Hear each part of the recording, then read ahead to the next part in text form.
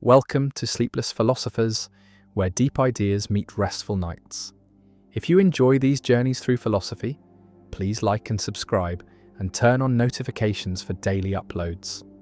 To support the channel, consider leaving a super thanks. Any amount helps us continue creating content. You can also become a member to request video topics.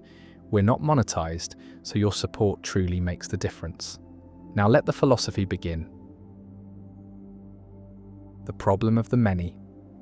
A cloud drifts across the sky, its edges soft and undefined, fading gradually into the surrounding air. And a question arises that seems absurd at first. How many clouds are there? Is it one cloud, or is it many? And the answer is not as obvious as it seems, because the boundary of a cloud is vague, imprecise. And this vagueness creates a puzzle known as the problem of the many, a paradox about identity and indeterminacy that challenges our assumptions about what it means to be a single object. Consider the cloud more carefully. There is no sharp line where the cloud ends and the clear air begins. Instead, there is a gradient of water droplet density, thicker in some regions and thinner in others. And so we could draw the boundary of the cloud in many slightly different ways, each including or excluding a few droplets at the edges. And each such boundary defines a distinct aggregate of water molecules, and each aggregate has an equal claim to being the cloud. None is more privileged than any other, and so instead of one cloud there are millions of overlapping cloud candidates, each differing by just a few molecules, and all of them present at the same time in the same region of space. The problem generalizes to nearly every ordinary object. A cat sitting on a mat consists of trillions of cells and molecules, and the boundary of the cat is not precise. A few skin cells flake off constantly, a few hairs are loose, and so there are countless cat candidates, each differing slightly in which particles they include, and all of them have an equal claim to being the cat. And yet we do not say there are millions of cats sitting on the mat. We say there is one cat, and this creates a tension between our linguistic and conceptual practices and the metaphysical reality that seems to support vast multiplicity where we perceive unity. The paradox was articulated clearly by Peter Unger in the 1980s, though the underlying issue has roots in ancient philosophy, and it forces a choice between several unappealing options. One option is to accept that there really are many overlapping objects where we ordinarily think there is one. Millions of clouds and cats and tables all occupying nearly the same space, differing only by a few particles at the margins. Another option is to deny that ordinary objects exist at all, arguing that only fundamental particles or fields are real, and that clouds and cats are mere conventional designations we impose on complex arrangements of matter. And a third option is to embrace vagueness in the world itself, arguing that there is no fact of the matter about exactly which particles compose the cat, that the cat is a vague object with indeterminate boundaries. Though this raises difficult questions about the metaphysics of vagueness and whether reality itself can be indeterminate, or whether indeterminacy exists only in language and thought. Some philosophers argue that identity is conventional. That which aggregates counts as the cloud or the cat is determined by our practical interests and linguistic conventions rather than by objective facts. That there is no deep truth about where the cloud ends, only a question of what it is useful or natural to call a cloud in various contexts. And this view dissolves the paradox by denying that there is a genuine metaphysical problem, replacing it with a pragmatic question about how we choose to describe the world. Others insist that the problem of the many reveals a real difficulty in our ontology, that the world does not come pre-divided into discrete objects, that individuation is imposed by minds rather than discovered in nature, and that the apparent distinctness and unity of ordinary things is an artifact of perception and cognition rather than a feature of reality itself. The problem also connects to issues in vagueness and the Sauritz paradox, because if the boundaries of objects are vague, then questions like how many clouds are in the sky, or how many hairs must a person lose to become bald, have no determinate answers. And this suggests that much of our language is infected with indeterminacy, that most predicates do not have sharp extensions, and that the classical logical principle of bivalence, the idea that every statement is either true or false, may fail for a vast range of ordinary claims. The problem of the many lingers as a reminder that the world of discrete objects we navigate daily, a world of cats and clouds and people, may be a useful fiction, a conceptual overlay we impose on a reality that is far more fluid and indeterminate than it appears, and that the question of how many things there are may have no answer, or infinitely many answers, or no meaning at all depending on how we choose to carve up the continuous flux of matter and energy into countable, nameable entities. The repugnant conclusion, why creating billions of barely happy people seems better. A utilitarian philosopher sits with a calculator, attempting to determine which world is best, which future humanity should aim for, and the principle guiding the calculation is simple. Maximize total happiness, create the most good, ensure that the sum of well-being across all people is as large as possible. And this seems like a reasonable goal, seems like an obviously good principle. Who could argue against making the world contain more happiness rather than less?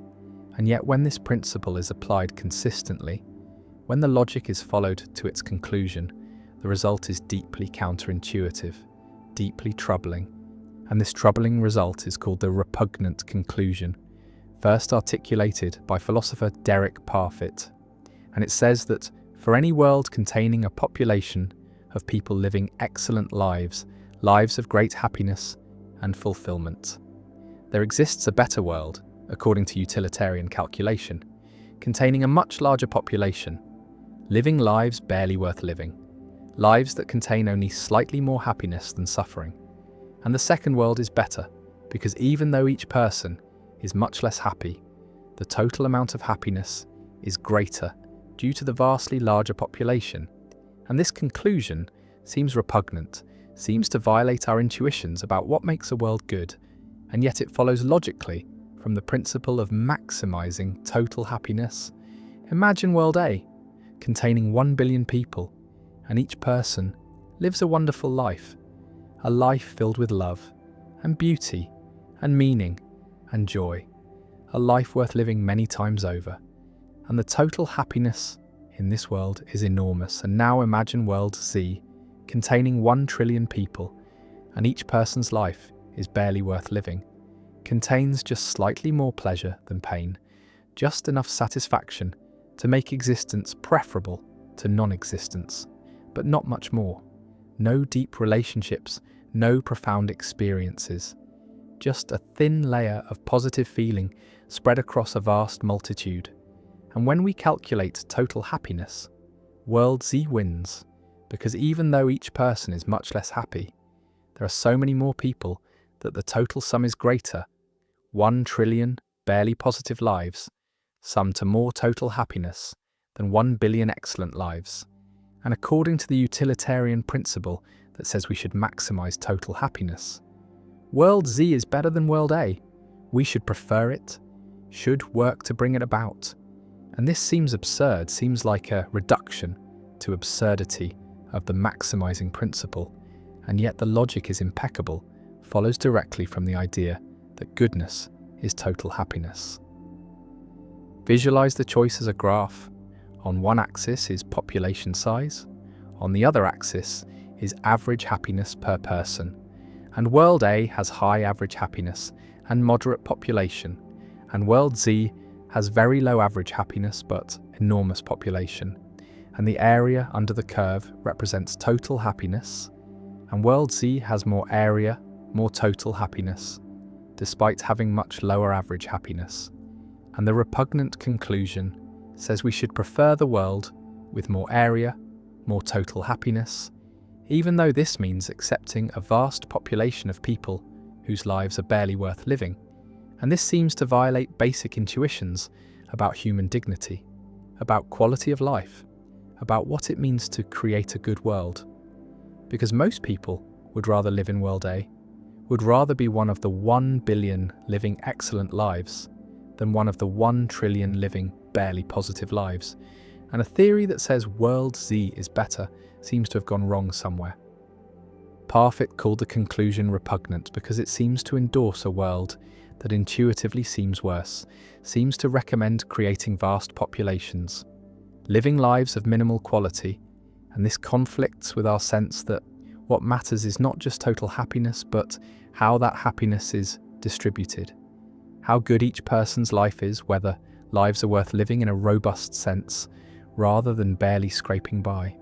And the paradox forces a choice: either accept the repugnant conclusion and bite the bullet, admitting that yes, World Z really is better, and our intuitions are wrong, or reject total utilitarianism, reject the principle that all that matters is total happiness, and adopt some alternative that avoids the conclusion. But every alternative has costs, has its own counterintuitive implications. One response is to adopt average utilitarianism, which says what matters is not total happiness, but average happiness per person. And by this measure, World A is clearly better than World Z, because the average person in World A is much happier, and the repugnant conclusion is avoided. But average utilitarianism has its own problems. It implies that we can improve the world by killing unhappy people, because removing people whose happiness is below average raises the average. And this seems even more repugnant than the original conclusion. An average utilitarianism also implies that a world with one extremely happy person is better than a world with 1 billion moderately happy people, as long as the single person's happiness exceeds the average of the billion. And this seems wrong, seems to sacrifice too much for the sake of avoiding one counterintuitive conclusion. Another response is to adopt variable value principles, where the marginal value of adding a person depends on the quality of their life. Creating people with excellent lives adds more value per person than creating people with barely positive lives. And this can avoid the repugnant conclusion by making World A better than World Z, despite having fewer people, because the excellent lives contribute more value per person. But this approach requires specifying how the marginal value changes, requires drawing lines about which lives add how much value. And these lines seem arbitrary, and the approach faces technical difficulties, can generate cycles where A is better than B is better than C, and C is better than A, creating intransitive preferences that undermine rational choice. A third response is to reject consequentialism entirely, to argue that what matters is not just outcomes, not just how much happiness exists, but also rights, dignity, fairness. And these values are not captured by summing happiness and creating a world of 1 trillion people. Living barely worthwhile lives might maximize total happiness, but violates something important about human dignity, about what it means to respect persons. And this deontological response avoids the repugnant conclusion by appealing to values beyond happiness.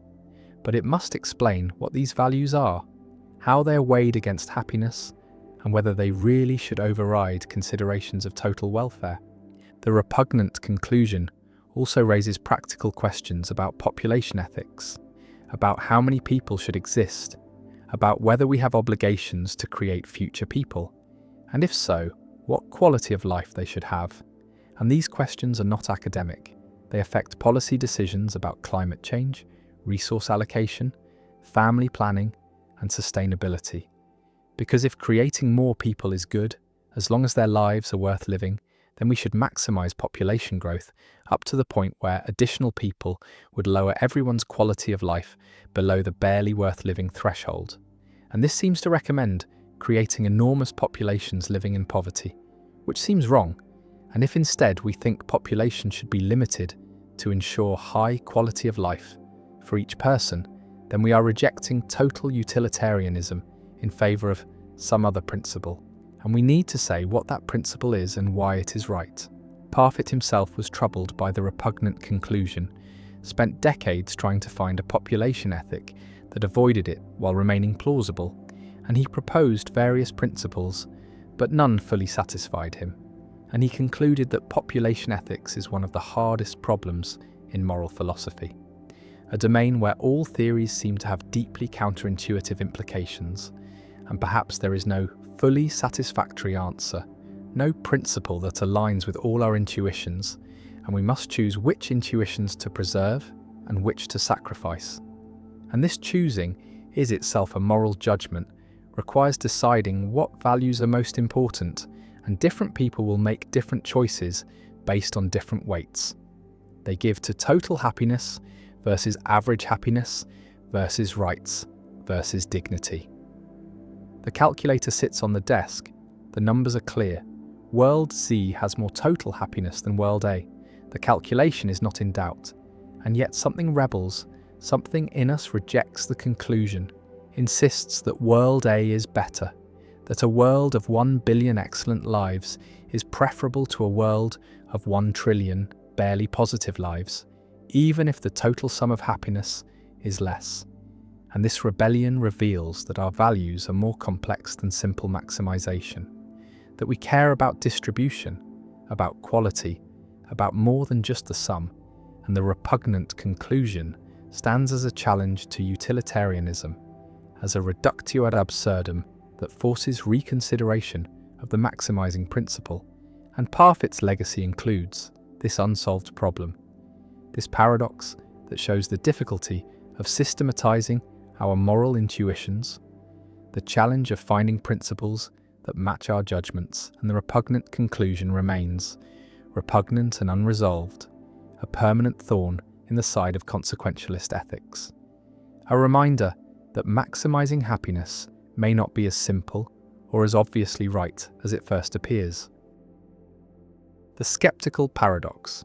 The ancient skeptics posed a question that has haunted philosophy ever since. How can we know anything at all? How can we justify our beliefs about the external world when those beliefs rest on foundations that are themselves uncertain, when every justification requires further justification in an endless regress? And this is the skeptical paradox, the problem that knowledge seems both necessary for action and impossible to achieve, that we cannot help but believe and claim to know, yet we cannot provide the kind of justification that would ground those claims in certainty. The skeptical argument takes many forms. One of the most powerful begins with the observation that our beliefs about the external world are based on sensory experience. We believe there is a table in front of us because we see it and touch it. But sensory experience can be misleading. Illusions and hallucinations occur. Dreams feel real while we are dreaming them. And so the mere fact that we have a certain experience does not guarantee that the world is as the experience represents it. And this means that our sensory experiences underdetermine our beliefs about the world. The same experiences could be produced by a real table, by a hallucination, by a detailed dream, or by a Cartesian demon systematically deceiving us. And if we cannot rule out these skeptical scenarios, then we cannot know that the table is real, and this reasoning applies to all our beliefs about the external world.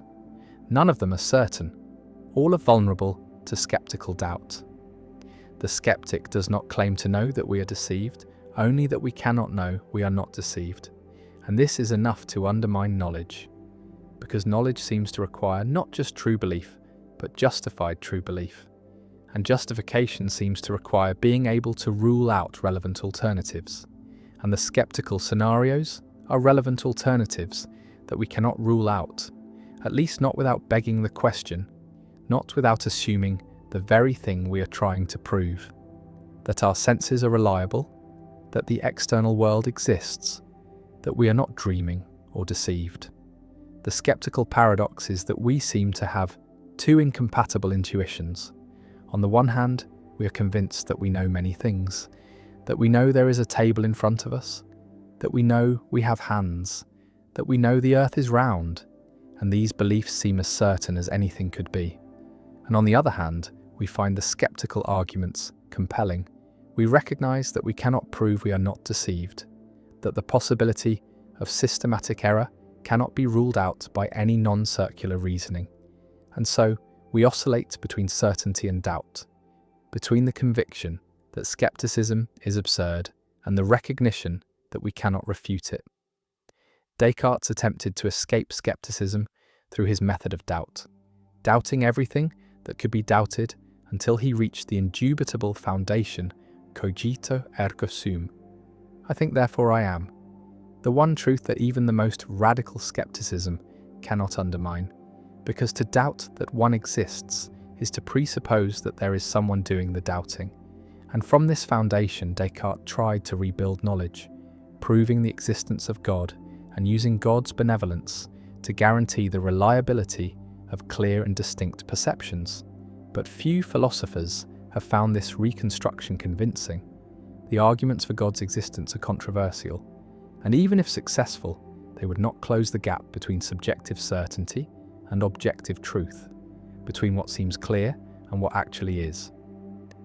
Hume took skepticism more seriously, arguing that we have no rational justification for believing in causation, induction, or the existence of an external world, that these beliefs are products of custom and habit rather than reason, that we believe because we cannot help but believe, because our psychology compels us, not because we have good arguments.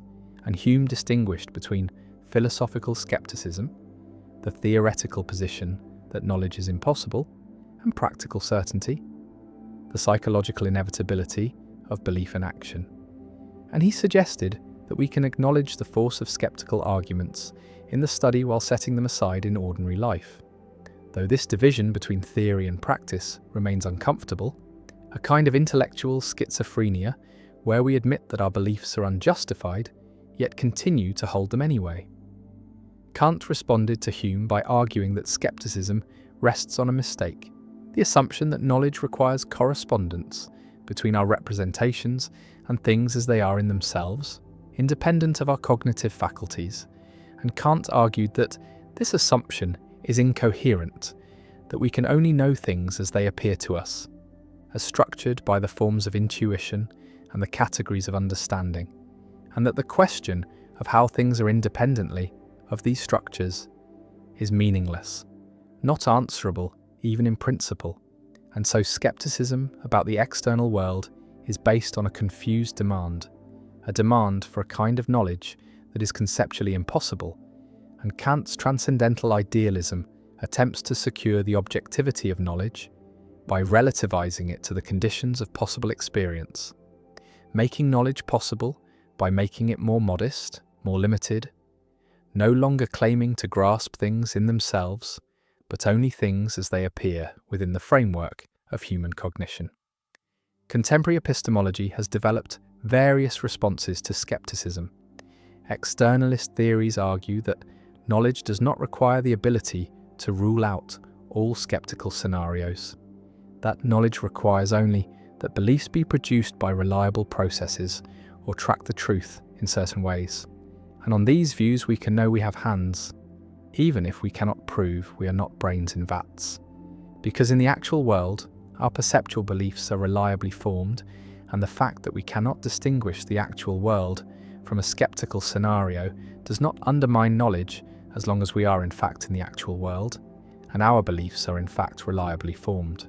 Contextualist theories argue that the standards for knowledge vary with context, that in ordinary contexts, skeptical scenarios are not relevant, and we can truly claim to know many things, while in philosophical contexts where skeptical scenarios are explicitly raised, the standards become more demanding and knowledge claims become false. And this allows us to preserve both the intuition that we know many things in everyday life, and the intuition that skeptical arguments are powerful in philosophical inquiry, by treating these as claims about knowledge in different contexts with different standards. The skeptical paradox remains unresolved. No consensus has emerged about how to respond to skeptical arguments, and different philosophers find different responses more or less satisfying depending on their broader commitments about the nature of knowledge, justification, and the mind's relationship to the world. And the paradox continues to drive epistemological theorizing, forcing philosophers to clarify what they mean by knowledge, what conditions must be met for a belief to count as knowledge, and whether the concept of knowledge we ordinarily employ is coherent or whether it contains internal tensions that cannot be fully resolved. The skeptic sits in doubt, questioning everything, unable to claim knowledge, yet unable to stop believing, and the rest of us navigates between confidence and uncertainty, acting as if we know, while acknowledging in quieter moments that our knowledge rests on foundations that are less secure than we would like, that the gap between appearance and reality cannot be fully closed, that the possibility of error cannot be eliminated, and that knowledge, if it exists at all, is more fragile and more difficult to achieve than common sense suggests. And the paradox endures, the ancient puzzle that will not die, the question that philosophy cannot answer but cannot stop asking, and we continue to believe, to claim to know, to act with confidence, while the skeptic watches and waits, reminding us that certainty is elusive, that doubt is always possible, that the foundations of knowledge are shakier than they appear. The St. Petersburg Paradox. A casino offers a game with a simple rule. A fair coin is flipped repeatedly until it lands tails, and the player receives a payout that depends on the number of flips. If tails appears on the first flip, the payout is $2. If tails appears on the second flip, the payout is $4. If on the third flip, $8, and so on, doubling with each additional flip. And the question posed by the mathematician Daniel Bernoulli in 1738 is this: how much should a rational person be willing to pay to play this game? What is the fair price for a ticket? And the expected value calculation gives a shocking answer. The expected value is infinite, because the probability of tails appearing on the first flip is 1/2, and the payout is $2, contributing $1 to the expected value, and the probability of tails appearing on the second flip is 1/4, and the payout is $4, contributing another $1, and this pattern continues forever, each outcome contributing $1 to the expected value. And since there are infinitely many outcomes, the expected value is infinite. And yet no reasonable person would pay a large sum to play this game, let alone an infinite amount. And this gap between the infinite expected value and the finite amount people are actually willing to pay is the St. Petersburg Paradox, a puzzle that challenged the theory that rational agents maximize expected value and led to the development of expected utility theory and the concept of diminishing marginal utility. The paradox reveals that expected value, calculated as the sum of each outcome's value multiplied by its probability, may not be the appropriate guide for decision-making, because expected value treats dollars linearly, assumes that $10 is worth exactly 10 times as much as $1, and that $1 million is worth exactly 1,000,000 times as much. But this does not capture how people actually value money. For most people, the value of money exhibits diminishing marginal utility. The first dollar is worth more in terms of welfare than the second dollar, which is worth more than the third, and so on. And $1 million does not provide 1,000,000 times as much satisfaction as $1. And when utility, rather than dollar value, is used to calculate expectations, the St. Petersburg Paradox can be resolved. Because even though the dollar payouts grow without bound, the utility of those payouts may converge to a finite value, and so the expected utility of the game is finite, and a rational agent should be willing to pay at most that finite expected utility to play. Daniel Bernoulli proposed that utility is logarithmic in wealth, that the utility of having X dollars is proportional to the logarithm of X, and under this assumption, the expected utility of the St. Petersburg game is finite, and the fair price to play is modest, a few dollars perhaps, in line with what people are actually willing to pay. And this resolution saved the principle of expected utility maximization, showing that the paradox arises not from a flaw in decision theory, but from using the wrong measure of value, from confusing money with utility, and Bernoulli's insight laid the groundwork for modern economics and decision theory, which routinely assume that utility is concave in wealth, that people are risk-averse, that they prefer a certain outcome to a gamble with the same expected value, and that this risk aversion reflects diminishing marginal utility. But the St. Petersburg paradox has deeper layers, because even the expected utility resolution can be challenged. Mathematicians have constructed super St. Petersburg games where the payouts grow so rapidly that expected utility is also infinite, even under logarithmic utility or any concave utility function. For instance, if the payout on flip n is not 2 to the power of n dollars, but 2 to the power of 2 to the power of n, or some even faster growing function, then expected utility under any reasonable utility function will be infinite. And so the paradox reappears, and this suggests that the problem is not merely about the choice of value function, but about how to handle infinite or unbounded expectations. And some decision theorists argue that games with infinite expected value or utility are ill-defined, that they fall outside the domain of expected utility theory, that the theory was never meant to handle such cases and should not be faulted for failing to do so. Others propose alternative decision theories, bounded utility functions where utility approaches a maximum as wealth increases so that no payout, however large, has infinite utility, and under such functions all expected utilities are finite, and the paradox is avoided, or they propose maximum principles where the agent focuses on the worst possible outcome, or they appeal to considerations of probability and belief, arguing that rational agents should not assign positive probability to arbitrarily unlikely events, that there is some threshold below which probabilities are treated as zero, and this truncation of the probability distribution renders expected values finite. The paradox also raises questions about the feasibility of the game, because no casino could actually pay out arbitrarily large sums. The maximum payout is limited by the casino's resources, and once this limit is imposed, the expected value becomes finite, and the paradox dissolves. But this response feels unsatisfying, like avoiding the problem rather than solving it, because the paradox is meant to be a thought experiment about rational decision-making, not a practical question about casino economics. And thought experiments should not be dismissed simply because they involve idealizations.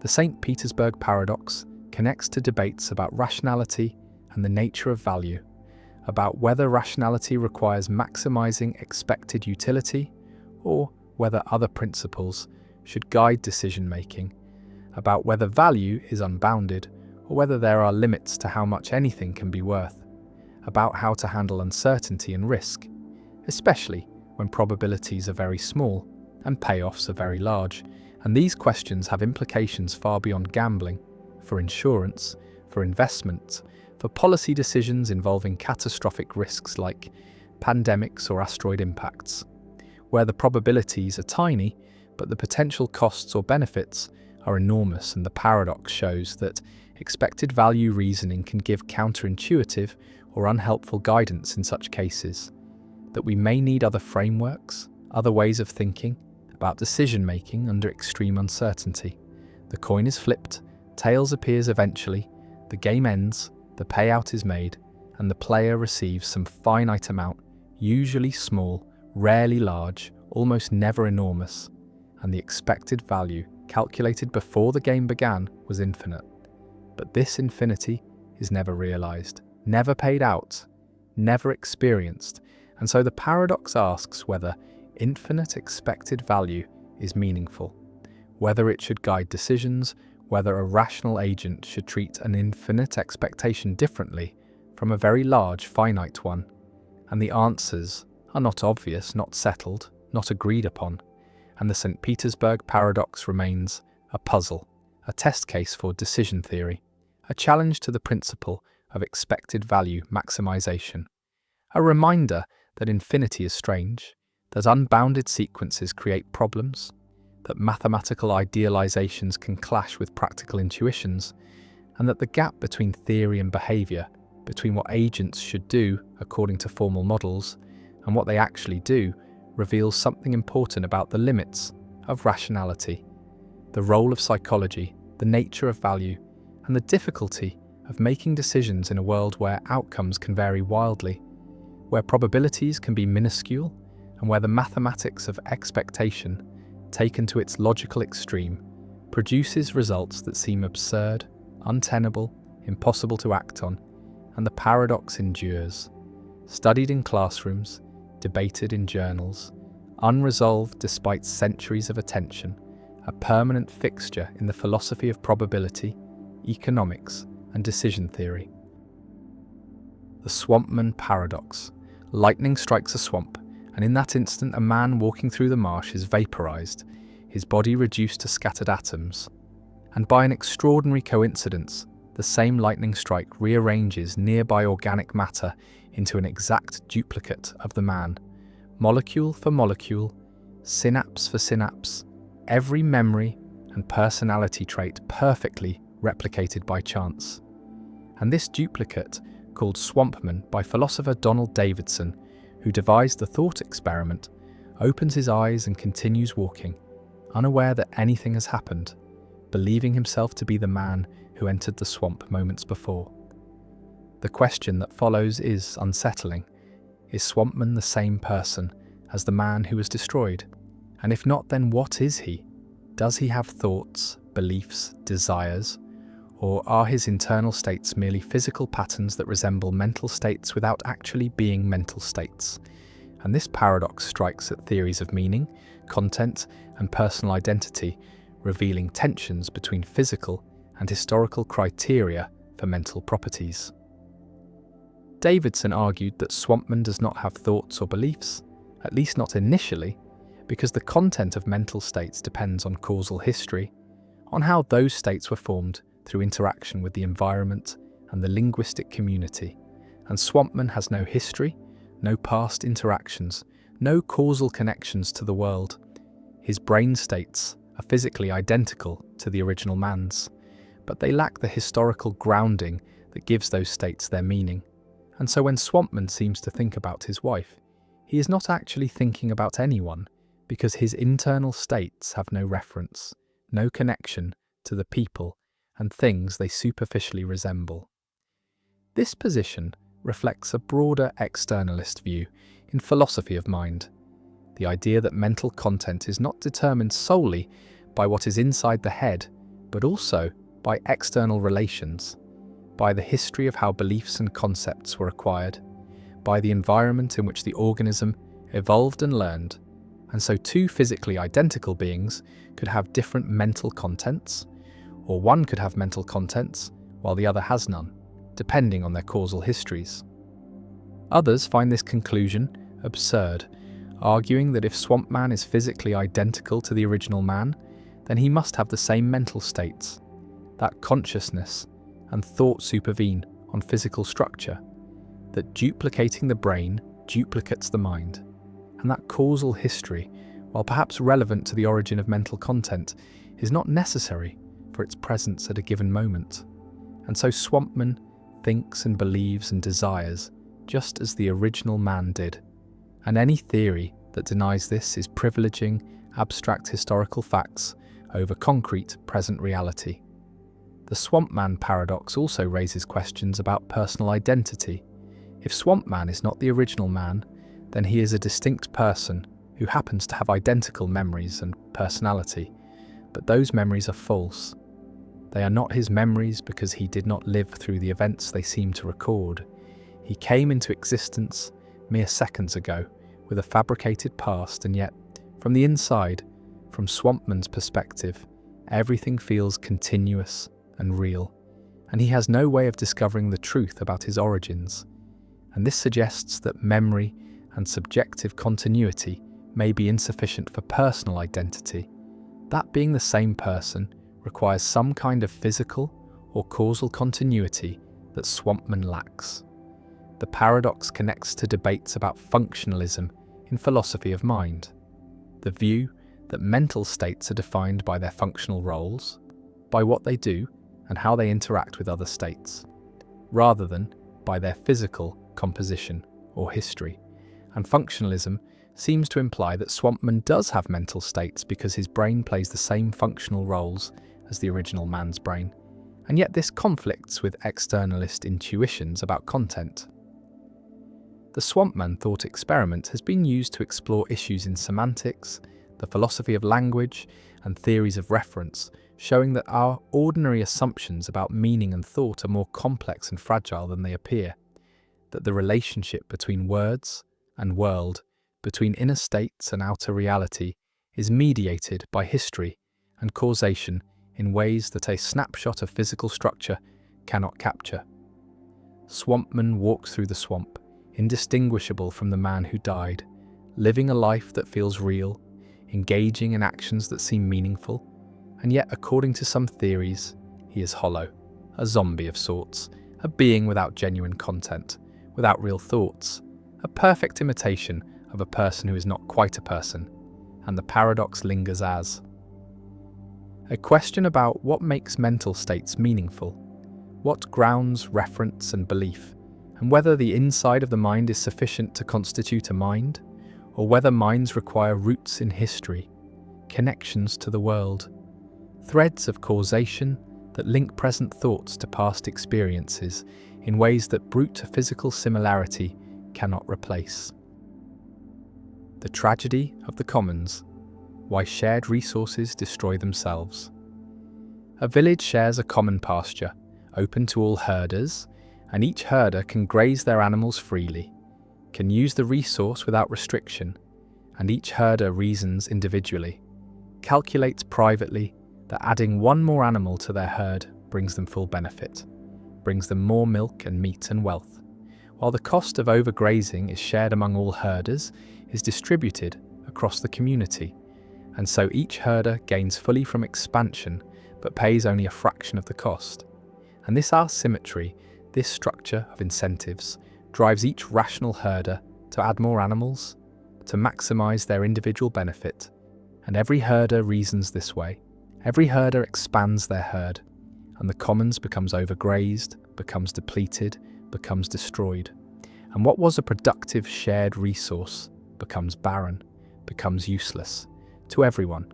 And this is the tragedy of the commons, described by Garrett Hardin in 1968, a pattern where individually rational decisions lead to collective disaster, where the pursuit of self-interest in using shared resources results in the destruction of those resources. And the tragedy applies not just to grazing pastures, but to fisheries that are overfished, to aquifers that are depleted, to atmospheres that are polluted, to any shared resource where individual benefits are private but costs are collective. And the tragedy reveals a fundamental problem in resource management, shows that voluntary restraint is insufficient, shows that without collective governance, shared resources tend toward destruction, and solving the tragedy requires institutions, requires mechanisms that align individual incentives with collective sustainability. Imagine the herder's calculation more precisely. The commons can sustain a certain number of animals, and beyond that capacity, the pasture degrades, produces less grass, supports fewer animals, and when operating below capacity, each additional animal brings net benefit to its owner without significant cost to others. But when operating at or above capacity, each additional animal brings benefit to its owner while imposing costs on all herders through degradation. And the individual herder receives the full benefit, receives all the milk and meat from their additional animal, but pays only their proportional share of the degradation cost. And if there are 10 herders, then each pays 1/10 of the degradation cost. And so the individual benefit exceeds the individual cost, even when the collective cost exceeds the collective benefit. And this creates the incentive structure that drives the tragedy, that makes it individually rational to add animals even when doing so harms the collective. And every herder faces this incentive. Every herder adds animals, and the commons collapses under the weight of rational individual decisions.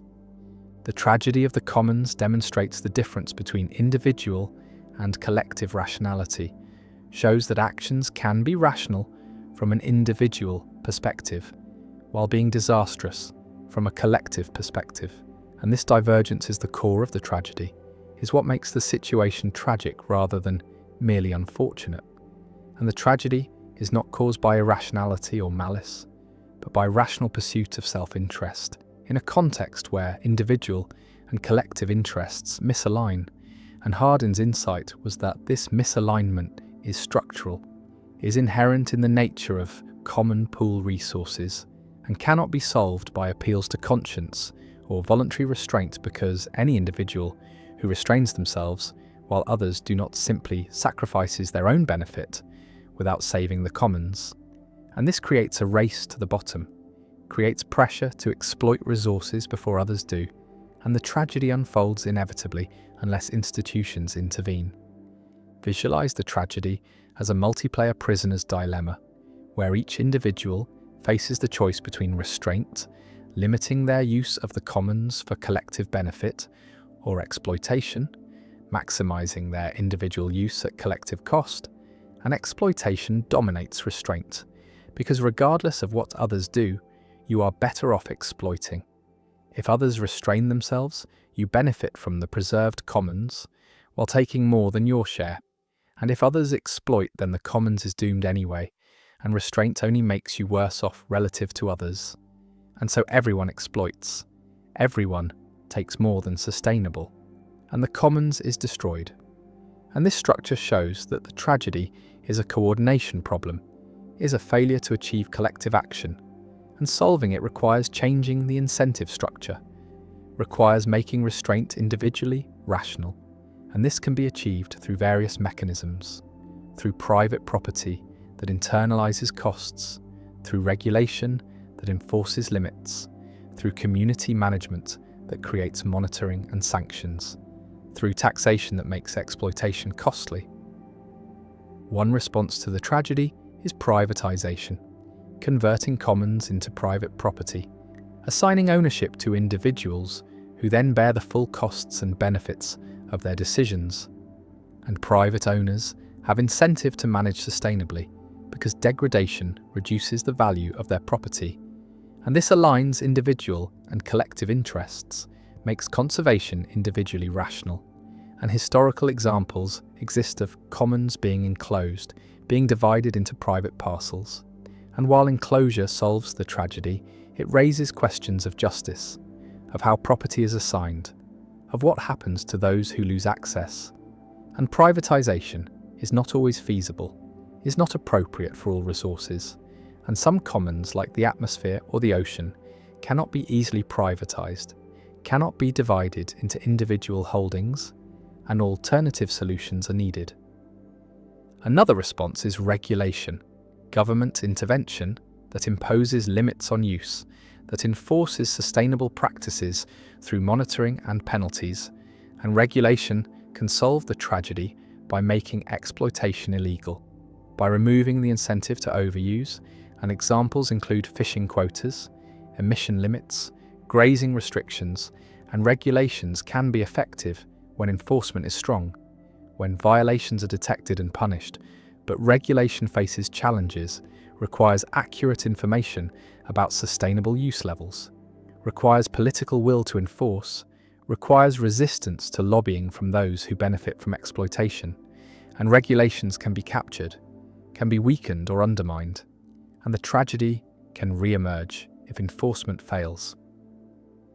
A third response, emphasized by Elinor Ostrom, who won the Nobel Prize for this work, is community management, where local communities develop institutions to govern commons, create rules for use, establish monitoring systems, sanction violators, and these community-managed commons can be sustainable for long periods, can avoid tragedy through social norms, through reputation mechanisms, through collective decision-making, and Ostrom documented many examples worldwide of successful commons management, showed that neither privatization nor government regulation is necessary, that communities can self-organize to solve tragedies, and her work challenged Hardin's pessimism, showed that tragedy is not inevitable, that the commons can be governed sustainably when appropriate institutions exist, and the key factors include clear boundaries defining who can use the resource, rules matched to local conditions, participation in rule-making by those affected, monitoring by accountable monitors, graduated sanctions for violations, conflict resolution mechanisms, and recognition of rights to organise by external authorities. The tragedy also applies to global commons, to resources that transcend local or national boundaries. And climate change is the paradigmatic example. The atmosphere is a global commons, and each nation benefits from emitting greenhouse gases, benefits from economic activity that produces emissions, while the costs of climate change are distributed globally, are borne by all nations. And this creates the tragedy structure, makes it individually rational for each nation to emit even when collective emissions drive catastrophic change. And solving this global tragedy requires international cooperation, requires agreements that bind nations to reduce emissions, requires mechanisms for enforcement and monitoring, and achieving such cooperation is extraordinarily difficult, requires overcoming free rider problems, requires building trust among nations with divergent interests, and the failure to adequately address climate change demonstrates the difficulty of solving tragedies at global scale, shows that the larger the commons and the more diverse the users, the harder it is to achieve collective governance. The tragedy also has temporal dimensions, affects intergenerational equity, because current overuse depletes resources for future generations, and future people cannot participate in current decisions, cannot bargain or negotiate, cannot protect their interests. And this creates an asymmetry where present benefits come at future costs, and market mechanisms and democratic processes are biased toward the present, give insufficient weight to future generations. And avoiding intergenerational tragedy requires institutional commitment to sustainability, requires valuing future welfare, requires resisting the temptation to consume resources now at the expense of those not yet born, and this is perhaps the deepest tragedy, that future people cannot defend themselves against present exploitation. The commons continues to degrade, the herders continue to add animals, the pasture becomes barren, and the tragedy unfolds, driven by rational individual decisions, driven by the misalignment of individual and collective interests, and every herder suffers, loses their livelihood, destroys what sustained them, and the tragedy remains one of the most important concepts in environmental and resource economics, remains a framework for understanding why shared resources are vulnerable, why voluntary restraint is insufficient, why institutions matter, and the tragedy applies to fisheries emptied, to aquifers drained, to forests cleared, to atmospheres polluted, and avoiding tragedy requires collective action, requires governance that aligns incentives, requires institutions that make sustainability individually rational. And without such institutions, the commons tends toward destruction, and the tragedy of the commons endures as a permanent warning about the limits of individual rationality, about the need for collective governance, and about the structural challenges in managing shared resources. The two-envelope paradox. A game is presented, two sealed envelopes sit before you, each containing money, and you are told that one envelope contains twice as much money as the other, but you do not know which is which, and you're allowed to choose one envelope, open it, examine the amount inside, and then decide whether to keep it or switch to the other envelope.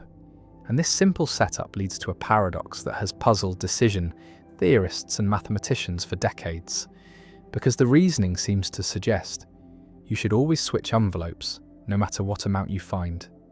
And yet this conclusion is absurd because switching cannot systematically improve your outcome in a symmetric situation.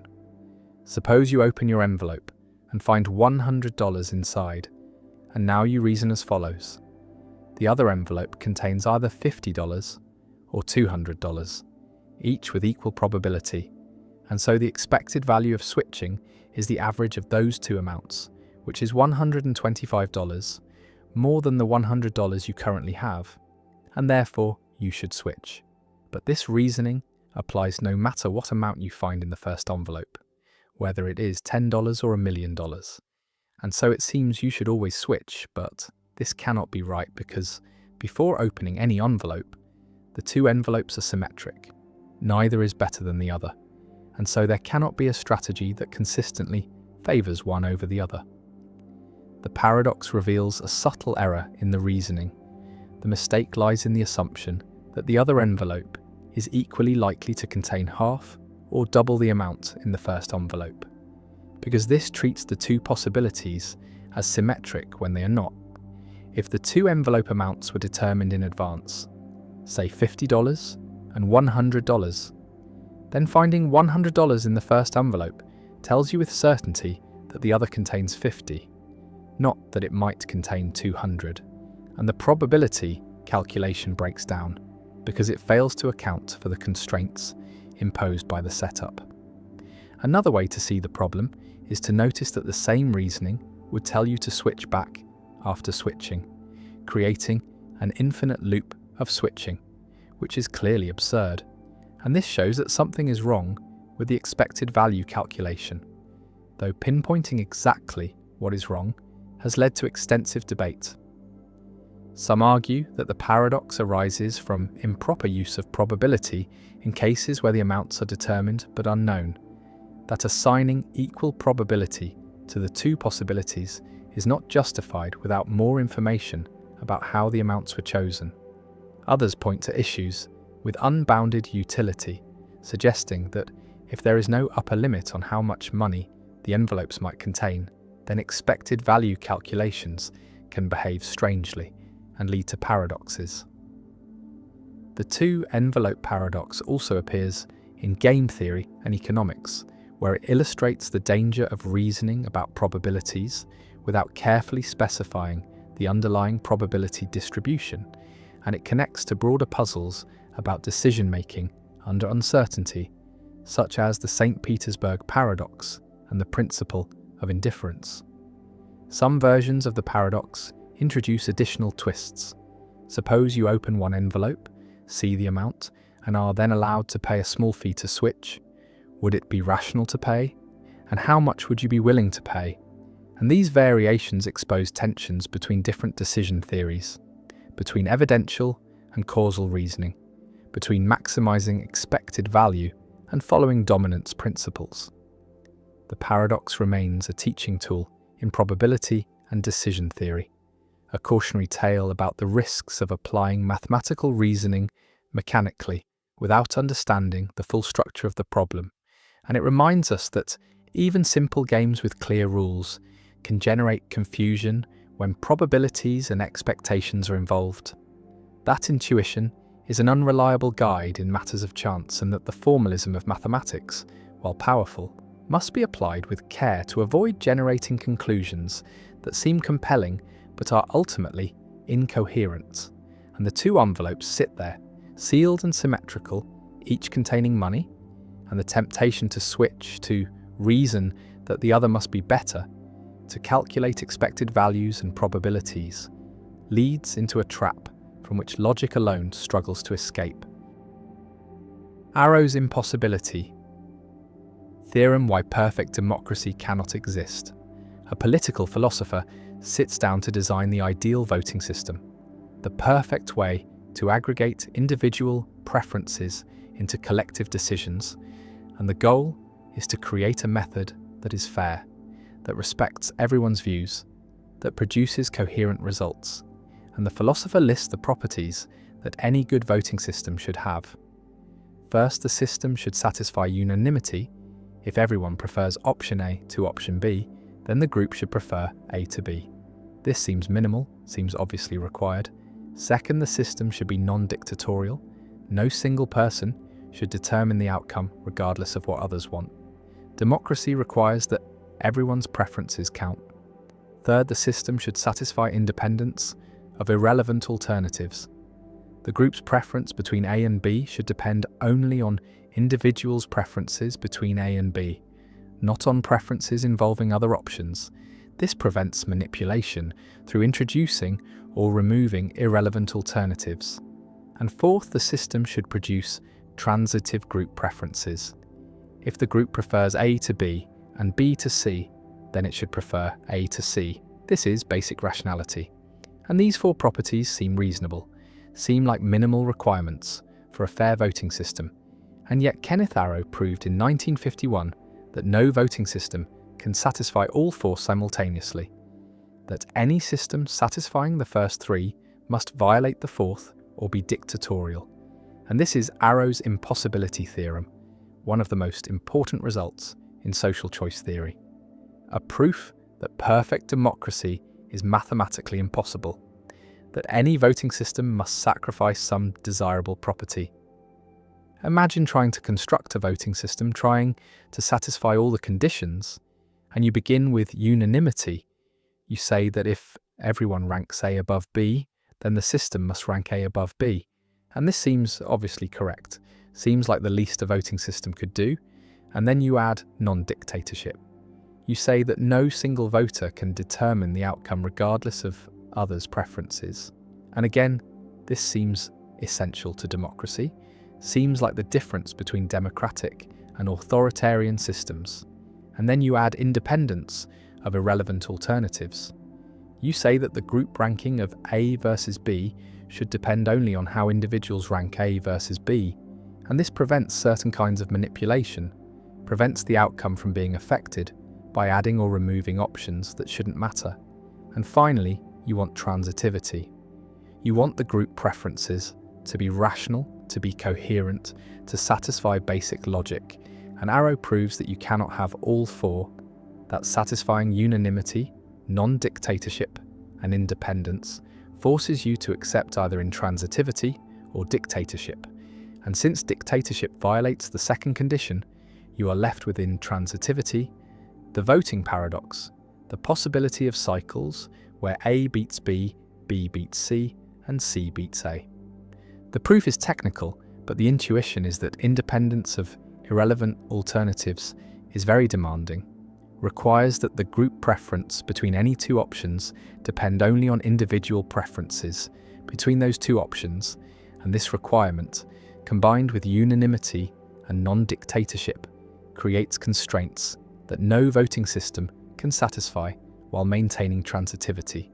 And the impossibility is not a matter of not having found the right system, not a matter of needing to be more clever, but a matter of mathematical necessity, a proof that the requirements are logically incompatible, that any voting system that satisfies some requirements must violate others. Visualize the theorem as a set of constraints, four conditions that a voting system might satisfy, and the theorem proves that the four conditions form an inconsistent set, that no system can satisfy all four simultaneously, and this means designers of voting systems face a choice, must decide which conditions to relax, which properties to sacrifice, and different voting systems make different choices. Simple majority rule satisfies unanimity, non-dictatorship, and independence, but violates transitivity as shown by the voting paradox. Border count satisfies unanimity, non-dictatorship, and transitivity, but violates independence because the ranking of A versus B can change if a third option C is added or removed, and dictatorship satisfies unanimity, independence, and transitivity, but violates non-dictatorship, and no system satisfies all four. Arrow's theorem has profound implications for democratic theory, for the question of whether democracy can identify the will of the people, and the theorem suggests that there is no such thing as the will of the people, no unique collective preference that exists independent of the aggregation method used, and different methods produce different outcomes from the same individual preferences. And so the collective will is not discovered but created by the voting system. And democracy is not a matter of finding the true majority preference, but of choosing an aggregation procedure and accepting its results. And this choice is inherently political, inherently involves value judgments about which properties matter most, and there is no neutral or objective way to make this choice.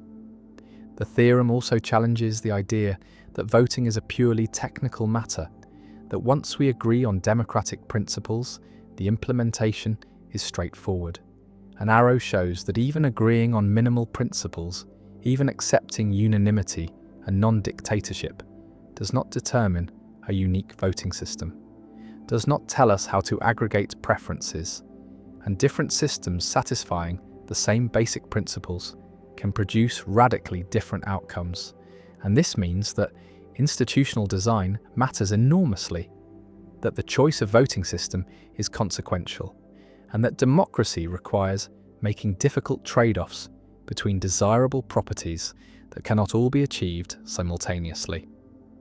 Some responses to Arrow's theorem deny the importance of independence of irrelevant alternatives, argue that this condition is too strong, that it is reasonable for group preferences between A and B to depend on what other options are available, and if we drop independence, then many voting systems become possible. Systems that satisfy unanimity, non-dictatorship, and transitivity. And border count is an example, and this response accepts that the group ranking of candidates can change when new candidates enter or exit. And while this seems counterintuitive, perhaps it is acceptable. Perhaps the relative evaluation of options does depend on the choice set, and this pragmatic response embraces one of the less intuitive implications, rather than treating the impossibility as a fatal problem. Another response focuses on restricted domains, argues that Arrow's theorem applies to all possible combinations of individual preferences, but real-world preferences are not arbitrary, are structured by ideology, by common interests, by shared values, and perhaps on realistic restricted domains. With preferences that are single-peaked or satisfy other regularity conditions, voting systems can satisfy all of Arrow's conditions, and this response suggests that the impossibility is less severe in practice than in theory, that real politics involves preferences with structure that makes coherent aggregation possible. A third response embraces the impossibility, accepts that perfect democracy is unattainable, that all voting systems have flaws, and rather than searching for the ideal system, we should focus on systems that are good enough, that balance various desirable properties, that are transparent and legitimate, even if imperfect. And this response treats Arrow's theorem as a reality check, as a reminder that utopian political designs are impossible, that democracy is inherently messy and requires constant adjustment and compromise, and that the legitimacy of democratic systems comes not from their perfection, but from their procedures, from the fact that everyone has voice even if no one gets exactly what they want. The philosopher sits with a list of properties, recognizing that they cannot all be satisfied, that the perfect voting system does not exist, and the quest for ideal democracy confronts mathematical impossibility, confronts Arrow's proof that the properties we want cannot be combined, and the theorem stands, a monument to the limits of democratic design, a proof that politics is not a technical problem with technical solutions, but a domain where trade-offs are inevitable, where values conflict, where no system satisfies everyone's ideals, and Arrow's impossibility theorem remains one of the most important results in social science. A demonstration that even the most basic intuitions about fair voting are mutually incompatible, that democracy requires accepting imperfection, and that the design of institutions is a matter of choosing which imperfections to tolerate, which values to prioritize, and which trade-offs to make. And the impossibility endures, shaping debates about electoral systems, challenging naive faith in majority rule, and reminding us that perfect democracy is not just difficult, but impossible. Not just beyond current reach, but beyond any reach, mathematically proven to be unattainable. And the theorem persists as a permanent limitation on political possibility, a proof that we must live with flawed systems because perfect ones cannot exist. Cantor's paradox. Georg Cantor, the mathematician who revolutionized our understanding of infinity by developing set theory and demonstrating that infinite sets come in different sizes, encountered a paradox that threatened the foundations of his own creation. And this paradox asks a simple question that leads to contradiction. What is the cardinality of the set of all sets? What is the size of the collection that contains every possible set as a member? And Cantor's theorem, one of his most important results, states that for any set, the power set, the set of all subsets of that set, has strictly greater cardinality than the original set, meaning there is no one-to-one correspondence between a set and its power set. The power set is always larger, and this theorem applies to finite sets, where the power set of a set with n elements has 2 to the power n elements, and it applies to infinite sets as well. The power set of the natural numbers, which is the set of all subsets of natural numbers, has greater cardinality than the natural numbers themselves.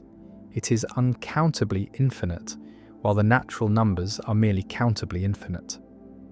The paradox emerges when we apply Cantor's theorem to the set of all sets, because if there is a set that contains every set as a member, including itself and all its subsets, then we can consider the power set of this universal set, the collection of all subsets of the set of all sets, and by Cantor's theorem this power set must have greater cardinality than the set of all sets.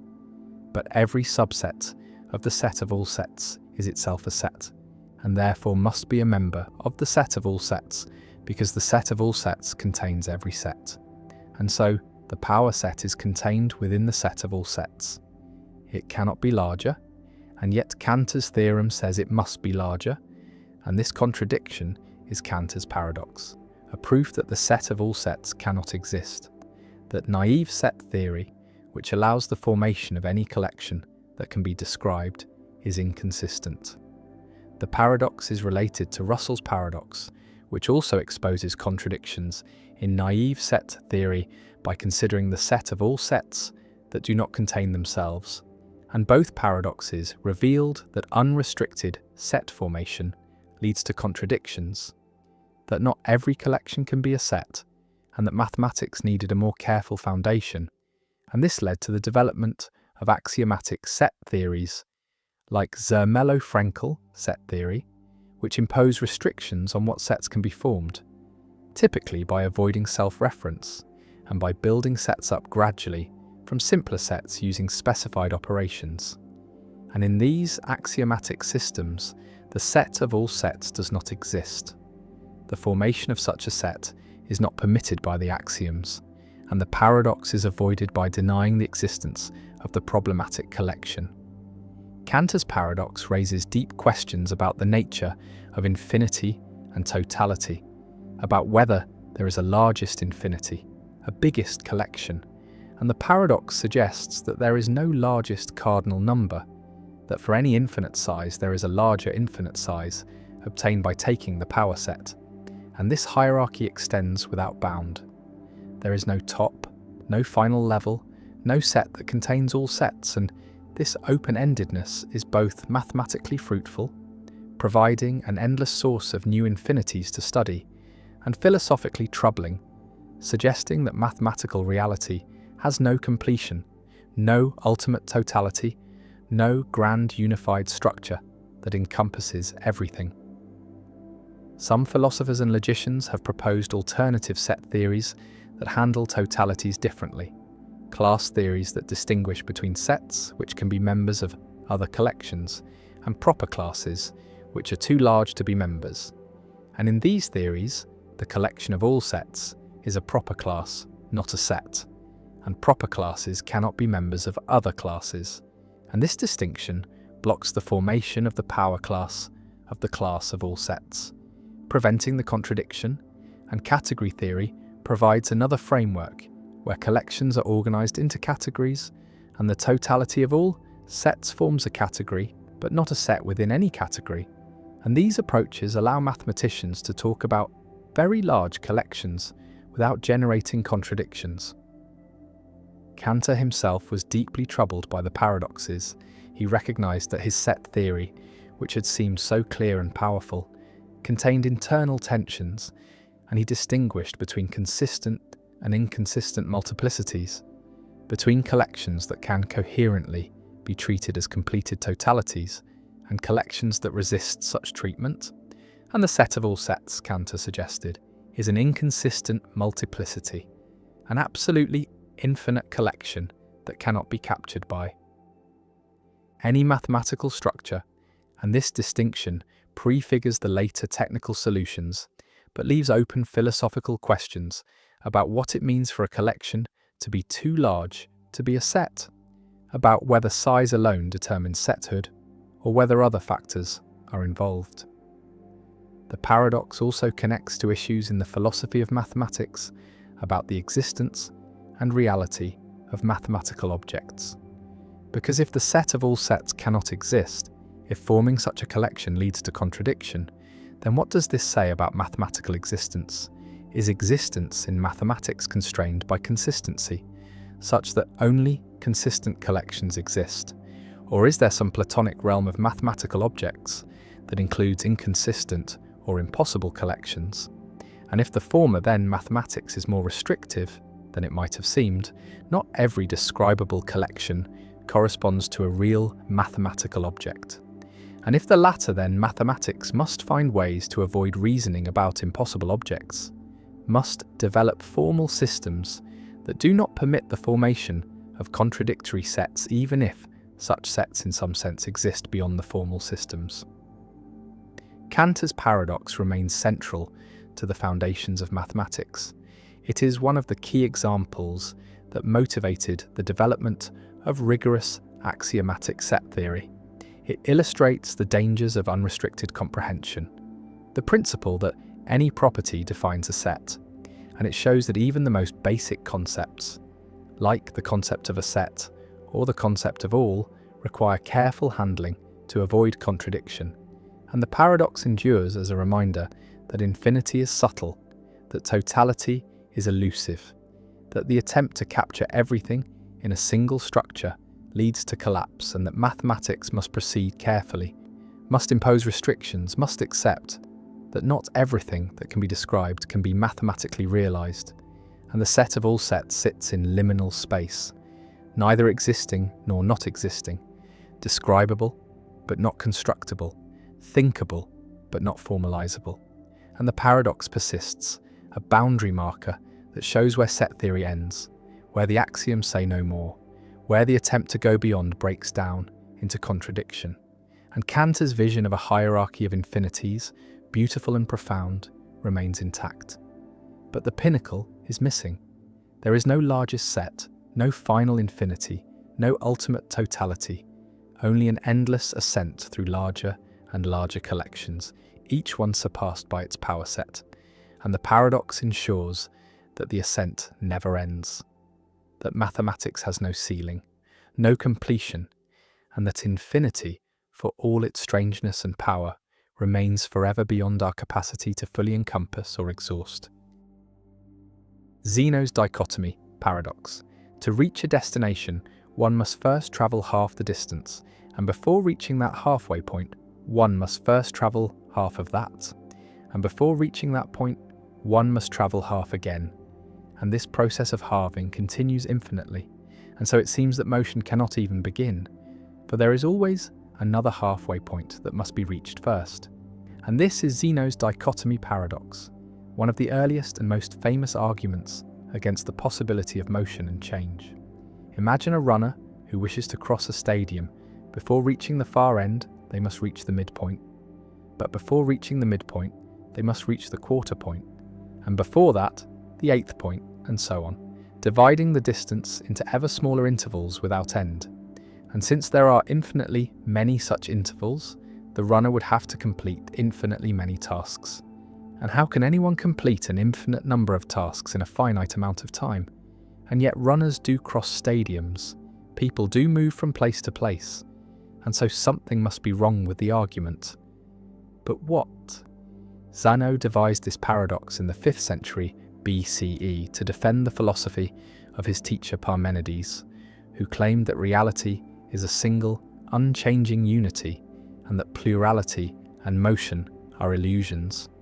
And the dichotomy paradox was meant to show that the very concept of motion leads to absurdity, that if space and time can be divided infinitely, then movement becomes impossible, and therefore our perception of motion must be mistaken. Aristotle responded by distinguishing between potential and actual infinity, arguing that while the distance can potentially be divided into infinitely many parts, the runner does not actually traverse each part individually. The runner simply crosses the distance as a continuous whole, and the infinite division is something we can imagine, but not something the runner must perform. The paradox remained troubling for centuries, until the development of calculus in the 17th century by Newton and Leibniz, which provided mathematical tools to handle infinite sums and showed that an infinite series can converge to a finite value, 1/2 plus 1/4 plus 1/8, and so on adds up to exactly 1. And so the runner crossing infinitely many intervals in finite time is not a contradiction, but a mathematical fact. The sum of the infinite series equals the total distance, and the sum of the corresponding time intervals equals the total time. Yet some philosophers argue that the mathematical solution does not fully dissolve the conceptual problem, that even if the infinite series converges, there is still something mysterious about how an infinite process can be completed, how something that has no end can nevertheless reach an end, and whether the smooth continuous motion we experience is truly composed of infinitely many discrete steps, or whether motion is fundamentally continuous and indivisible. The paradox also raises questions about the structure of space and time, whether they are infinitely divisible, or whether there is a smallest possible unit of distance or duration, a quantum of space or time beyond which further division is meaningless. And modern physics has explored such ideas through quantum mechanics and theories of space-time foam, where the smooth fabric of reality may break down at extremely small scales.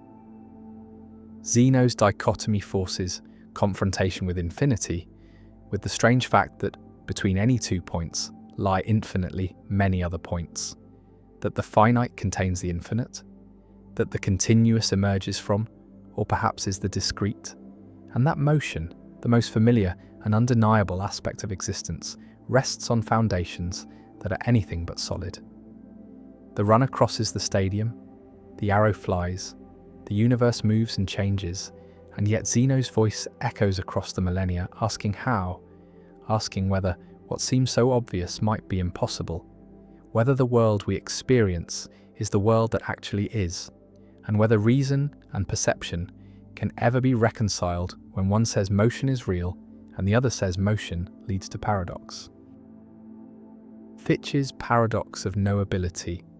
There is an appealing idea in philosophy, a principle that seems to capture something important about truth and knowledge, and this is the knowability principle, which states that all truths are knowable, that for any true proposition there is at least a possible situation in which someone knows that proposition, and this principle seems modest, even Platonic in spirit, suggesting that truth and knowledge are intimately connected, that reality is not fundamentally hidden or inaccessible, that the universe is intelligible in principle, even if not all truths are actually known by anyone at any given time. The principle distinguishes between what is known and what is knowable, acknowledging that many truths remain unknown, perhaps because no one has investigated them, or because the evidence is lost, or because the relevant questions have not yet been asked, but insisting that these unknown truths could be known, that there is no barrier in principle preventing them from being discovered. And this seems like a reasonable position, neither too strong like the claim that all truths are actually known, which is obviously false, nor too weak like the claim that some truths are unknowable, which seems to concede too much to skepticism and to suggest that reality contains secrets that are forever beyond our reach. But in 1963, Frederick Fitch proved a shocking result, a theorem showing that if the knowability principle is true, then all truths are actually known, that the modest principle collapses into the absurdly strong claim it was meant to avoid. And this result, known as Fitch's paradox or the knowability paradox, has profound implications for epistemology, the philosophy of language, and debates about realism and anti-realism. And it forces philosophers to choose between giving up the knowability principle, accepting the absurd conclusion that all truths are known, or finding some way to reformulate the principle to avoid the paradox. The proof is elegant and surprisingly simple. Proceeding by reductio ad absurdum, suppose there is a truth that is unknown, call it P, and suppose also that no one knows that P is an unknown truth. That is, no one knows the conjunction P, and P is not known. And now apply the knowability principle, which says that this conjunction, being true, must be knowable, must be such that someone could know it. But here a contradiction emerges, because to know a conjunction, one must know both conjuncts. So to know P and P is not known, one must know P and also know that P is not known. But if one knows P, then P is known, which contradicts the second conjunct that P is not known. And so the conjunction P and P is not known cannot be known. It is an unknowable truth. And this contradicts the knowability principle. And therefore the assumption that there is an unknown truth must be false. And so all truths must be known. The paradox depends on the assumption that knowledge distributes over conjunction, that if you know P and Q, then you know P and you know Q, which seems uncontroversial, and on the assumption that knowledge is factive, that if you know P, then P is true, which is a standard requirement in epistemology, and so the paradox cannot be easily dismissed as relying on dubious principles. It seems to follow from our ordinary understanding of knowledge and knowability, and yet the conclusion is unacceptable. The claim that all truths are actually known is empirically false. There are obviously truths about the distant past, about the far reaches of the universe, about the inner workings of consciousness, that no one knows. And so something must give, either the knowability principle or the reasoning that derives the paradox from it. One response is to reject the knowability principle, to accept that there are unknowable truths, truths that could never be known by anyone under any circumstances. And this is the position of semantic realists, who argue that truth is independent of our capacity to recognize it, that reality outstrips our epistemic abilities, that the world contains facts that are forever beyond our ken. And for realists, the knowability paradox is not a disaster, but a vindication, a proof that the anti-realist commitment to knowability is untenable, that we must accept a more robust conception of truth as radically independent of knowledge. Another response, favoured by anti-realists and verificationists, is to reformulate the knowability principle to avoid the paradox while preserving the intuition that truth and knowability are connected, and various reformulations have been proposed. Some restrict knowability to propositions that do not involve knowledge ascriptions, avoiding the problematic self-referential structure of P and P is not known.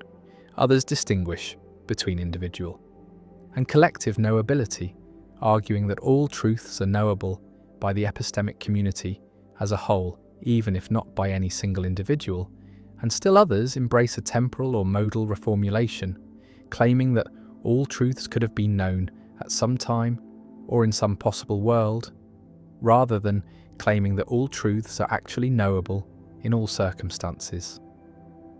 Some philosophers argue that the paradox reveals a tension in the concept of knowability itself, that knowability is not a simple modal notion, but involves complex interactions between truth, knowledge, and the conditions under which knowledge is possible, and that our intuitions about these interactions are unreliable, pulled in different directions by competing commitments.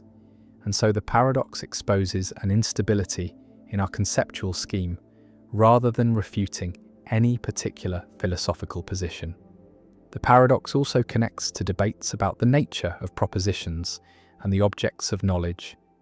Because the problematic conjunction P and P is not known seems strange, it is a proposition about itself in a way, a proposition whose truth depends on whether it is known, and this self-referential or quasi-self-referential structure is reminiscent of the liar paradox and other semantic paradoxes, and some responses to Fichte's paradox draw on strategies developed for dealing with those paradoxes, such as hierarchies of languages, restrictions on self-reference, or non-classical logics that reject certain principles like the law of excluded middle.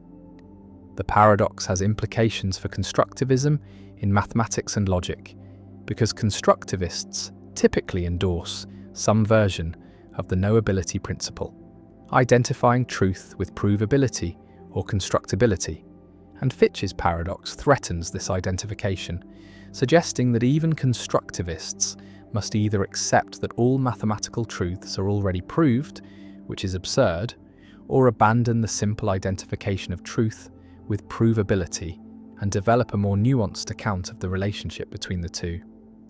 The knowability principle, innocent as it seemed, turns out to be a Trojan horse, a seemingly modest claim that conceals a radical commitment, and Fichte's paradox forces philosophers to confront the costs of various epistemological positions, to choose between realism with its unknowable truths and anti-realism with its need to reformulate or restrict the knowability principle, and the paradox remains a central puzzle in contemporary epistemology, a test case for theories of truth and knowledge, a proof that demonstrates with crystalline clarity that even the most intuitive principles can lead to absurdity when their logical consequences are rigorously traced.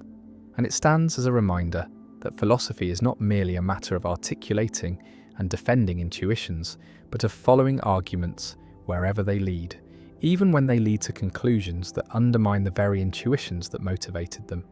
And the unknown truth, the proposition that is true but not known, sits at the center of the paradox, both knowable and unknowable, possible and impossible, a conceptual anomaly that refuses to be tamed by logic or softened by reformulation. And the paradox endures, a monument to the power of formal reasoning, to reveal deep tensions in our most basic concepts, tensions that no amount of philosophical maneuvering has yet managed to resolve in a way that satisfies all intuitions and preserves all principles. And so the debate continues, philosophers proposing new solutions, new restrictions, new interpretations, and the paradox persists, waiting to trap the unwary, to challenge the confident, to remind us that even truth and knowledge, the twin pillars of epistemology, are stranger and more problematic than they first appear. Grandi's series, when adding numbers, forever gives multiple answers. A simple mathematical series begins with 1 minus 1 plus 1 minus 1 plus 1 minus 1, continuing forever without end, alternating between adding 1 and subtracting 1. And the question emerges, what does this infinite sum equal? What value does it approach as more and more terms are added? And the paradox is that different methods of calculation give different answers, each seemingly valid, each following mathematical rules, yet reaching contradictory conclusions. And this is Grandi's series, named after the Italian mathematician Guido Grandi, who studied it in the early 18th century. And the paradox reveals fundamental questions about what it means to sum an infinite sequence, about whether all infinite series have definite values, and about the limits of algebraic manipulation when dealing with infinity. Consider the series visually.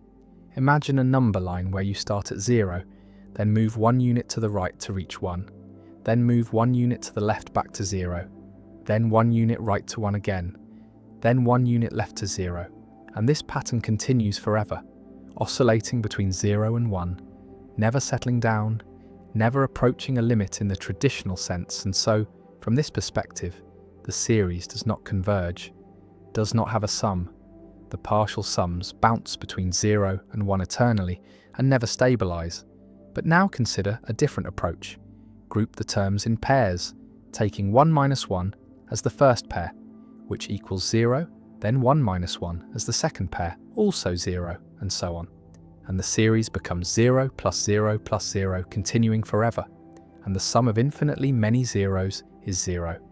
And so by this grouping method, the series equals 0.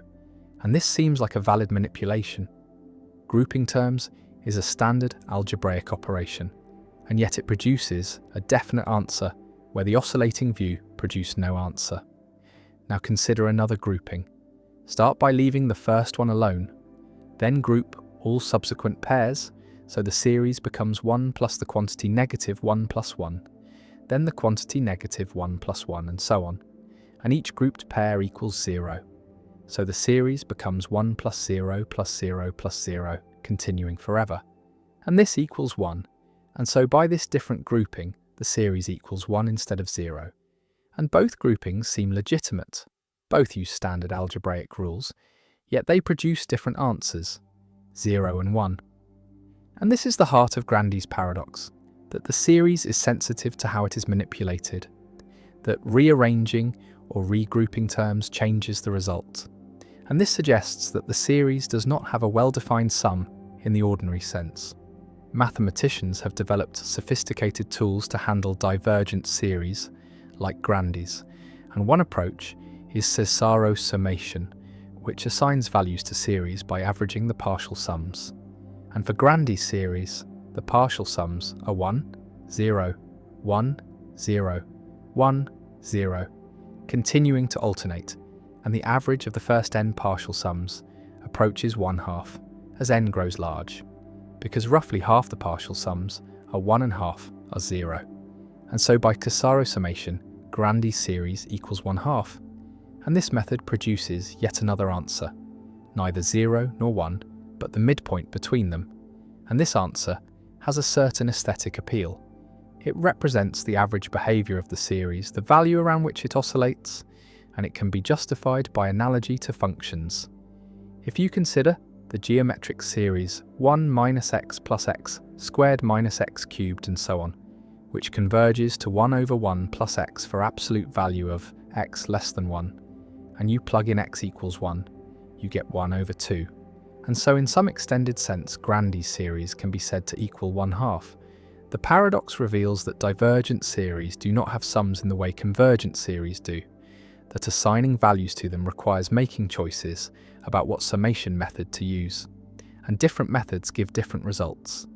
And there is no single correct answer, but rather a family of possible values, depending on the context and the techniques employed. And this multiplicity is not a flaw in mathematics, but a feature, a recognition that infinite sums are more subtle than finite sums, that operations that work for finite cases can break down or become ambiguous when extended to infinity. Grandy's series appears in physics and engineering, in Fourier analysis, where oscillating sums arise naturally, in quantum field theory, where divergent series are regularized using techniques similar to Cesaro summation, and in signal processing, where alternating patterns must be analyzed. And in these applications, the choice of summation method is guided by physical considerations, by what gives useful predictions, by what aligns. With experimental results, and the paradox becomes less troubling, less a contradiction, and more a reminder that mathematical tools must be adapted to fit the problem, that formal manipulation must be tempered with judgment about what makes sense in context. The series also appears in philosophical discussions about infinity, about whether infinite processes can be completed, about whether the phrase, sum of infinitely many terms, has a determinate meaning or depends on conventions and choices.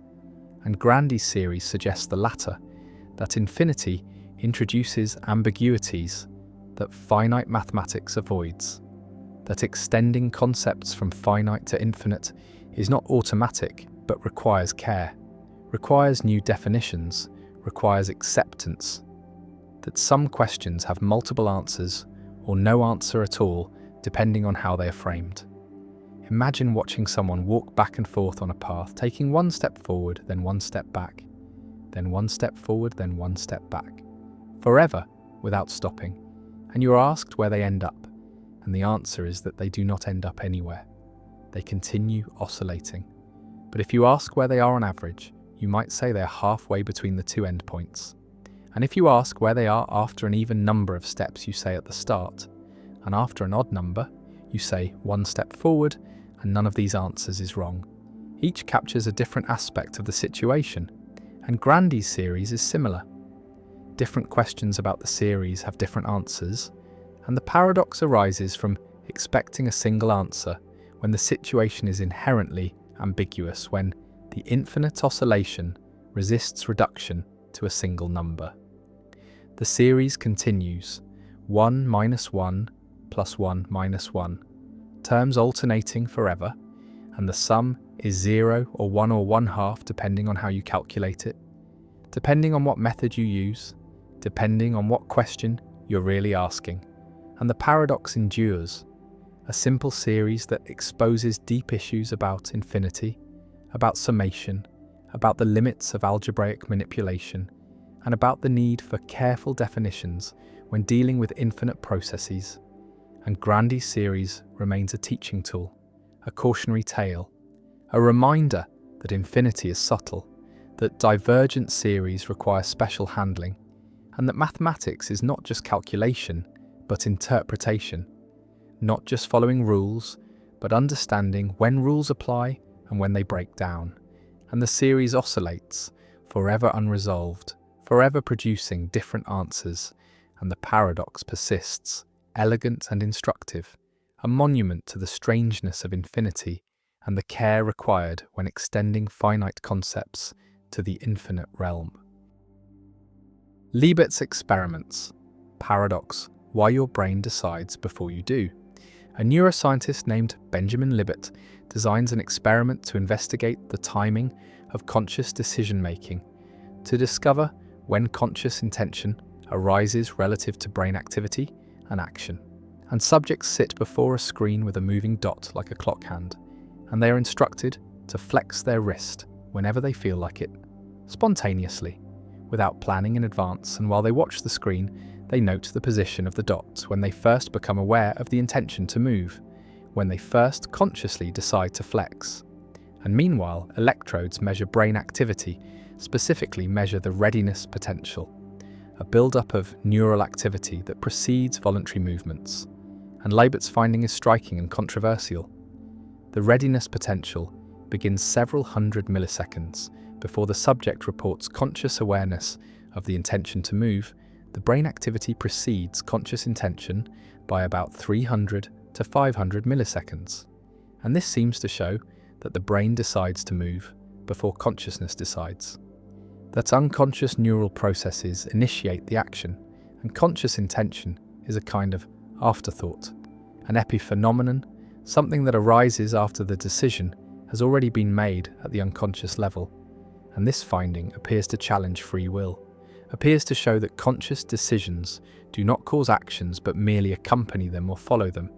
And this is Libet's experiment's paradox, the discovery that our conscious intentions come too late to cause our actions, come after the brain has already committed to acting. And this creates philosophical puzzles about the nature of volition, about whether we truly initiate our actions or merely become aware of them after unconscious processes have already set them in motion. Imagine the subject in Libet's experiment, watching the dot move around the screen, waiting for the urge to flex their wrist. And suddenly they feel the intention. They become aware of wanting to move. They experience the conscious decision, and they note the position of the dot. And a moment later, their wrist flexes. And this sequence feels like the intention caused the movement, feels like they decided consciously and then acted. But the brain recordings tell a different story, show that neural activity associated with the movement began several hundred milliseconds before the conscious intention, that the brain was preparing to move, before consciousness knew about it. And this temporal order suggests that consciousness does not initiate action, but only monitors it, only becomes aware of decisions that have already been made unconsciously. And if this is correct, then conscious free will is an illusion, is a feeling that arises after the fact, after unconscious processes have already determined what will happen. The paradox is that subjectively, we feel like we consciously decide and then act, feel like conscious intention is the cause of action, but objectively, the neural evidence suggests that unconscious processes cause both the action and the conscious intention. That consciousness is not in the driver's seat but is a passenger, observing but not controlling. And this disconnect between subjective experience and objective reality creates the paradox, makes us wonder whether free will is real or illusory, whether we are agents who initiate actions or spectators who witness actions that our brains have already decided to perform. Visualize the timeline. At time 0, the readiness potential begins. Unconscious neural activity starts building up. At time 300 milliseconds, the subject becomes consciously aware of the intention to move. At time 500 milliseconds, the movement occurs. And the critical question is what causes what? Does the conscious intention at 300 milliseconds cause the movement at 500? Or does the unconscious readiness potential at time 0 cause both the conscious intention and the movement? And Libet's data suggests the latter, suggests that unconscious brain activity is the real cause, is the initiator, and conscious intention is just another effect, another consequence of the unconscious process. And if this is right, then conscious will is causally inert, does not actually produce behavior, is epiphenomenal. Many philosophers and scientists have challenged Libet's interpretation.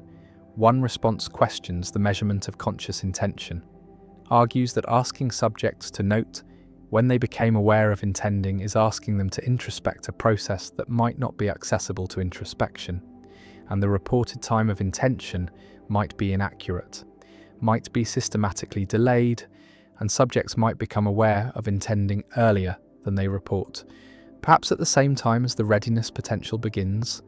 And if conscious awareness actually coincides with the readiness potential, then there is no paradox. Consciousness is part of the initiating process, not an afterthought. Another response distinguishes between different kinds of decisions, argues that Libet's experiments involve arbitrary decisions, spontaneous movements without specific goals or reasons, and these are not typical of the kinds of decisions we care about when discussing free will. And meaningful choices, choices based on deliberation and reasons, might involve different neural processes, might involve consciousness more centrally. And Libet's findings about arbitrary wrist flexions do not generalize to all decisions, do not show that conscious deliberation is always epiphenomenal, and free will might be preserved for rational choices even if spontaneous impulses are unconsciously initiated.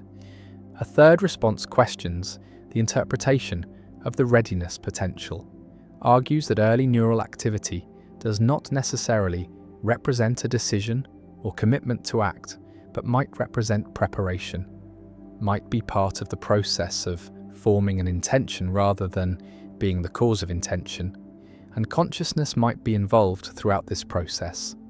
And the readiness potential and conscious intention might be parts of a single, integrated process rather than separate causes. And Libet's interpretation assumes too sharp a separation between unconscious and conscious processes, treats them as competing causes when they might be cooperative aspects of a single decision-making system. Some philosophers embrace Libet's findings, argue that they confirm what we should have known all along, that consciousness does not have magical causal powers, that all mental processes are brain processes, and brain processes are physical processes that operate according to causal laws, and conscious states are aspects of brain states, not separate entities that somehow reach into the physical world to cause behavior. And Libet's experiments help dispel the Cartesian illusion that consciousness is a separate substance with independent causal power, help show that we are physical beings whose actions are caused by physical brain processes, and consciousness is part of this physical system, not a separate controller. Libet himself proposed that consciousness might not initiate actions, but might have a veto power, might be able to stop actions that unconscious processes have initiated. And he found some evidence for this, found that conscious intention could inhibit movements, even after the readiness potential had begun. And this veto function preserves a role for conscious will, makes consciousness a gatekeeper, if not an initiator. And this preserves some form of free will, free won't rather than free will, the ability to consciously inhibit unconsciously initiated impulses. The experiments have been repeated and refined by many researchers, with various results, some confirming Libet's findings and others qualifying them, showing that the relationship between brain activity, conscious awareness, and action is more complex than Libet's original interpretation suggested, and the debate continues with no consensus about what the experiments show about free will, about whether they undermine it or are compatible with it. And the paradox persists as a live issue in neuroscience and philosophy. The subject flexes their wrist, notes the time of intention, and the electrodes record the readiness potential, and the timing reveals that brain activity preceded awareness. And the question remains what this means for free will, whether it shows that consciousness is epiphenomenal, that we do not truly initiate our actions, or whether the interpretation is wrong, whether consciousness is involved earlier than subjects report, or whether the experiments test the wrong kinds of decisions.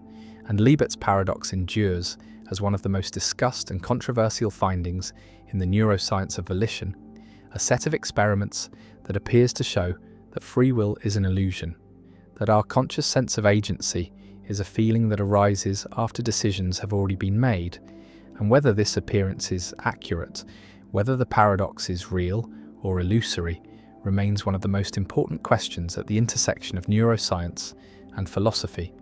And the readiness potential builds, and consciousness awakens, and action follows, and the temporal order creates the paradox, and the debate continues. Meinong's paradox, where non-existent objects live. A philosopher named Alexius Meinong proposes a strange theory, a theory about objects that do not exist, and Meinong argues that there are objects that do not exist, but still have properties, can be talked about, can be thought about, and these non-existent objects populate what Meinong calls the realm of being, a broader category than existence, and examples include the Golden Mountain, which does not exist but is golden and is a mountain, and the round square, which does not exist but is round and square, and Sherlock Holmes, who does not exist but is a detective and lives on Baker Street. And Meinong's theory says we can make true statements about these non-existent objects, can say truly that the Golden Mountain is golden, even though no Golden Mountain exists, and this creates paradoxes, creates puzzles about the nature of reference and truth. Because how can statements about nothing be true? How can non-existent objects have properties? How can we refer to what does not exist? And this is Meinong's paradox, the puzzle about non-existent objects, about whether they are real in some sense, whether being is broader than existence, whether there are things that do not exist but still have some kind of reality. And this paradox has generated enormous discussion, has led some philosophers to defend Meinong's theory in modified form, and others to reject it entirely, to argue that non-existent objects are impossible, are contradictions, and all objects that can be thought about must exist in some sense. Imagine thinking about Sherlock Holmes, picturing the detective, his deerstalker hat, his pipe, his address at 221B Baker Street, and you're thinking about something. Your thoughts have content, have an object, and that object is Sherlock Holmes. But Sherlock Holmes does not exist, was never a real person, is a fictional character invented by Arthur Conan Doyle. And so, what are you thinking about when you think about Sherlock Holmes? What is the object of your thought? And Meinong says the object is Sherlock Holmes himself, a non-existent object, an object that has properties like being a detective and living on Baker Street but lacks the property of existence. And this seems to make sense of how we can think about fictional characters, how we can make true statements about them, but it creates problems because it seems to commit us to a vast ontology of non-existent objects. All the fictional characters, all the impossible objects like round squares, all the merely possible objects that could exist but do not. And this ontology seems bloated, seems to violate parsimony, seems to multiply entities beyond necessity. The paradox sharpens when we consider impossible objects, objects like the round square, which is both round and square, and these properties are incompatible, cannot both be instantiated by a single object. And yet Meinong's theory seems to allow that the round square is both round and square, has both properties despite their incompatibility, and this violates the law of non-contradiction, seems to allow contradictions to be true. And Russell famously criticized Meinong for this, argued that the round square both exists and does not exist. Exists because it has properties and things with properties must exist to have them, and does not exist because that is part of its characterization.